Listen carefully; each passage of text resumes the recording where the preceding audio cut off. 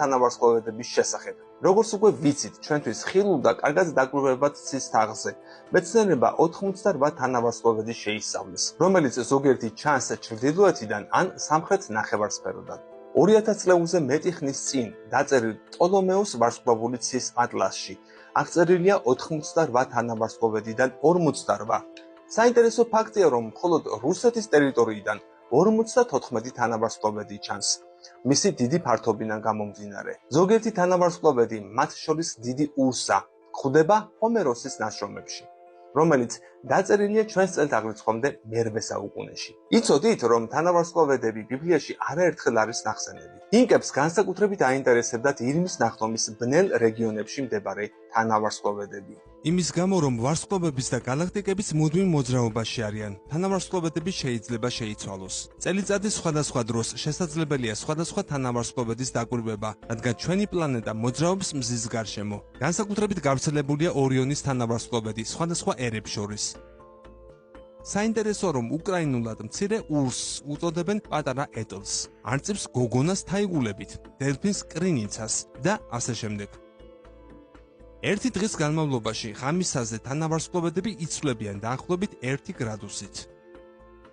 ბევრი თანავარსკვლავედია, რომლებიც სხვების ნაწილია, მაგალითად ჰერკულესში არის 19 თანავარსკვლავედი, ხოლო დიდ ურსაში 10.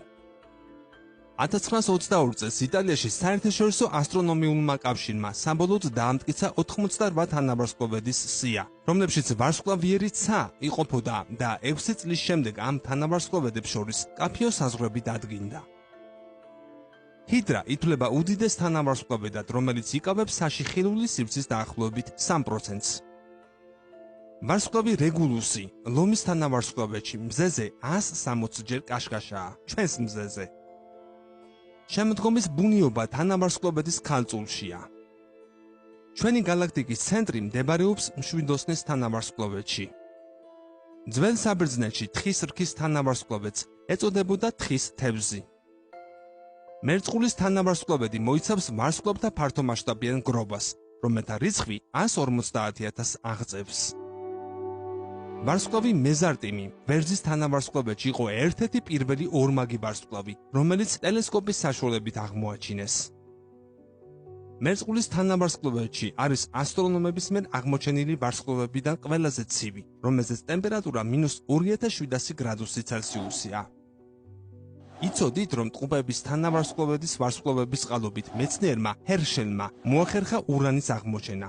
ეს მოხდა მე-18 საუკუნეში.